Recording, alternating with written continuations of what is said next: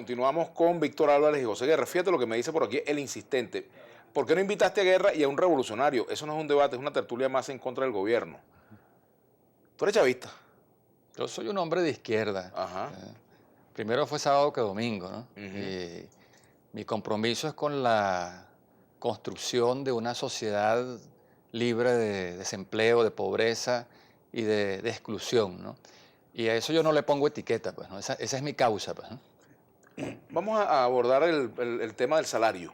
Esta medida, esta decisión del gobierno de aumentar el salario mínimo y de prácticamente triplicar, más que duplicar el monto del cetatique, ¿no? 13º aumento en apenas 3 años, ¿no? Eso ya revela que hay un problema no resuelto, que el aumento rápidamente se vuelve sal y agua por el efecto de una voraz inflación que lo erosiona, que lo liquida, ¿no? Generalmente lo saludable, ¿no?, es aplicar un aumento que pueda corregir el poder de compra que pierden los salarios por efecto de la inflación y sobre todo que sea una ganancia en términos de ingresos reales, ¿no? En estos momentos se están haciendo entre 3 y 4 aumentos al año, pero no se ataca el problema de fondo como planteábamos antes. ¿Qué sentido Pero tiene? Igual la gente necesita mejorar su poder adquisitivo. Si no aumenta también, entonces por supuesto. Es como una trampa, ¿no? Ahí va. Para aquellos sectores que viven de un ingreso fijo, que estaban ganando apenas 32.000 bolívares, 33.000 bolívares, que era el salario mínimo anterior, sumando salario y cesta tique, bueno, ahora van a estar en 62.000 bolívares y por supuesto para esos sectores que no les alcanzan sus precarios ingresos es una medida que es bien recibida, pues. Pero el asunto es que no puede ser una política que se traduzca en pan para hoy y hambre para mañana, porque al final de cuentas, ¿qué va a pasar? Que le estás dando a ese trabajador un ingreso superior, él va a ir, ¿no?, a buscar unos bienes que no consigue porque el aparato productivo está postrada, la agricultura está postrada, la industria está postrada, las importaciones ya no se pueden hacer porque resulta que hay un colapso en los precios del petróleo y el país no tiene la misma cantidad de divisas, entonces pones a correr demasiado dinero detrás de unos bienes cada vez más escasos y eso lo que hace es disparar la inflación. La mejor política de ingresos, si realmente el gobierno quiere defender el salario real, lo que realmente puede comprar la familia venezolana, es parar la inflación, detener la inflación y no seguir en este círculo vicioso de aumentos que rápidamente son disueltos por la inflación que se genera. ¿Qué medida distinta al aumento de salario pudo haber adoptado el gobierno para mejorar la capacidad adquisitiva de los trabajadores? Bueno, es difícil. Esta política de los CLAP, por ejemplo, sí, es difícil. Importaciones masivas, ¿qué se puede hacer? Es difícil, pero déjame insistir en el punto que plantea la persona que escribió. Es decir, esto no es una tertulia entre dos economistas que tienen la misma posición. Víctor y yo tenemos posiciones coincidentes algunas y diferentes otras.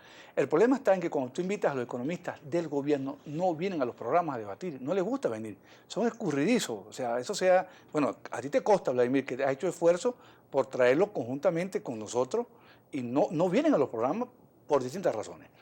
Ahora bien, fíjate, el concepto de salario hay que verlo como poder adquisitivo del salario. Yo quisiera que la cámara me enfocara este gráfico que está acá, ¿verdad? Que este es el gráfico relevante para mí. Este es lo que cuesta la canasta básica, esto es la canasta de alimentos más servicios, es decir, transporte, electricidad, teléfono, etcétera. Por encima de los 350.000 bolívares. 360.000 bolívares, un poco más. Y estos son 3 salarios mínimos. Esta es una familia de 4 miembros, donde 3 trabajan y uno está estudiando o no está trabajando. O sea, la familia venga 3 salarios mínimos, es decir, 160.000 bolívares, casi 200.000 bolívares. Vean la diferencia entre lo que cuesta la canasta y el valor del salario. Ahí está el problema. ¿Cómo hacer para reponerle a esa familia su capacidad de compra? Bueno, la primera es tú diciendo, yo le aumento el salario nominal, es decir, le aumento la cantidad de billetes y no hago más nada en términos económicos. Esto te va a llevar a lo siguiente, a que el aumento del salario se te traduce en un aumento de la inflación, entonces comienza la carrera, salario y precio, salario y precio. Entonces tiene que estar aumentando el salario todos los meses o cada 2 meses. Al final, el trabajador pierde. La otra es la que nosotros propugnamos, que es aumentar los salarios, porque yo creo que hay que aumentarlos. Hay que aumentarlos para mí. Yo no tengo duda de que hay que aumentarlos. Pero aplicar una política macroeconómica que contenga la inflación. Porque de nada te sirve aumentar salarios sin bajar. ¿Qué medida pudiera ser mágica en eso de controlar la inflación, por ejemplo? Mágica me refiero en cuanto a resultados en un tiempo digamos, prudencial. Vladimir, la receta universal en todos los países del mundo para bajar la inflación es una, principalmente. Reducir el déficit fiscal y reducir el financiamiento con impresión de dinero de ese déficit fiscal. Usted puede repartir bolsa de comida, usted puede controlar los precios, usted puede poner la Guardia Nacional, usted puede puede poner el ejército a vigilar las empresas. Si no corrige ese problema, la inflación no va a ceder. Entonces, es una política de compensación salarial y de macroeconómica para evitar el financiamiento. Porque vea el siguiente, el trabajador no está pidiendo que le aumenten el sueldo, lo que está pidiendo es que le compensen la pérdida que ha tenido en su poder adquisitivo, que son dos cosas distintas, son dos cosas diferentes. Estamos en la idea de la compensación, no ha habido aumento salarial. Sí. Tiene que haber, Víctor, te pregunto, para solucionar los problemas, ¿tenemos que pasar por tragos más amargos? Me refiero a alguna receta económica draconiana. Mira, es que con el hecho de parar la inflación, ya el trago más amargo para la mayoría de la población, y es ver que ese aumento se le volvió a salir agua, ya lo supera. Entonces ya toca fondo y empiezas a ver cómo hay señales de mejoría, de progreso en la economía, ¿no? A esto que planteaba José, yo le agregaría unas medidas que están por el lado de la oferta, ¿no? Que tiene que ver con los estímulos a la producción agrícola e industrial. Es importante estabilizar, corregir esa distorsión tan grave, ¿no? De un gobierno que intenta gastar mucho más de lo que le ingresa, y la vía que ha encontrado es un financiamiento totalmente inflacionario, pero hay que actuar también por la vía de aumentar la oferta nacional de los bienes y servicios que resultan imprescindibles para poder satisfacer lo que son las necesidades básicas y esenciales de la gente. Y eso pasa por retomar lo que hablábamos antes, o sea, un buen programa de reactivación. O sea, nosotros tenemos que aumentar la densidad empresarial por cada 1.000 habitantes. En Venezuela apenas hay 0.25 establecimientos industriales por cada 1.000 habitantes. En Colombia hay 1.2, en México hay 1.7, en Argentina hay 1.9, en Brasil son 2.2, nosotros apenas tenemos 0.25.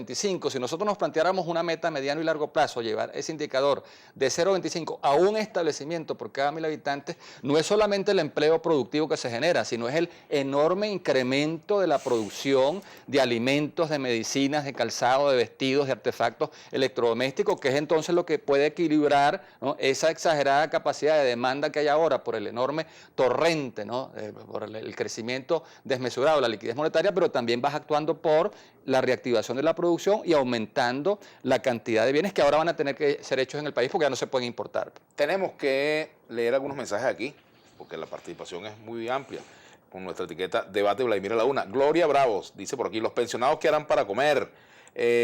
Ana María: pensionados y jubilados, por Dios, no hay quien les duela. Felicitaciones, tienen tremendos economistas. Pregúntale al economista de izquierda si no hay producción nacional, veremos las colas. Ambos exmilitantes del PRD, ¿qué opinan de las apreciaciones del economista Manuel Sutherland? Darío Gómez pregunta, ¿no? Bueno, déjame decirte lo siguiente, Vladimir. Hay muchas preguntas. Manuel Sutherland fue un estudiante mío de economía, es una persona de orientación claramente marxista-leninista, es mi amigo. Creo que ha hecho un buen trabajo para desentrañar algo que creo que fue importante, el trabajo que hizo Manuel Sutherland, que fue haber puesto de manifiesto cuantitativamente la cantidad de sobrefacturación en muchos bienes que luego fue denunciado por Edmé Betancourt y Jorge Giordani. Quien primero que lo hizo fue Manuel Sutherland. Yo creo que él tiene un mérito en eso, de haber desentrañado este mecanismo de la corrupción. Vladimir, yo estoy convencido de que cualquier medida sensata y cualquier programa económico sensato que nosotros apliquemos en Venezuela, de reactivación de la economía, de unificar la tasa de cambio, va a tener un efecto de beneficio inmediato sobre la población. Es que, ¿qué más sufrimiento puede tener este pueblo hoy, Vladimir? ¿Qué más sacrificio le vamos a pedir a un pueblo hoy que lo que esté pasando hambre, Vladimir? Yo creo que una medida para reactivar la economía, para soltar algunos precios que están altamente distorsionados, para unificar la tasa de cambio, para buscar financiamiento en el exterior, cualquiera de esas cosas que hagamos, Vladimir, va a tener un efecto de beneficio y la gente va a aplaudir cuando hagamos esta cosa sensata, porque va a ser un bienestar inmediato el que va a tener. Tenemos que hacer una pausa, pero por aquí pregunta Ángel Pérez, pregunta simple: ¿un cambio de gobierno restablece la confianza, quita los complejos ideológicos y se podría captar la inversión? Mira, yo creo que Rapidito. mientras no se tenga claro qué hacer, un simple cambio de gobierno no es garantía de que las cosas pueden cambiar. Y puede ser la gran desilusión y un gran fraude que puede sentir el país. Bueno, vamos a hacer una pausa. Nuestra etiqueta, Debate Vladimir a la 1. Ya regresamos con José Guerra y Víctor Álvarez.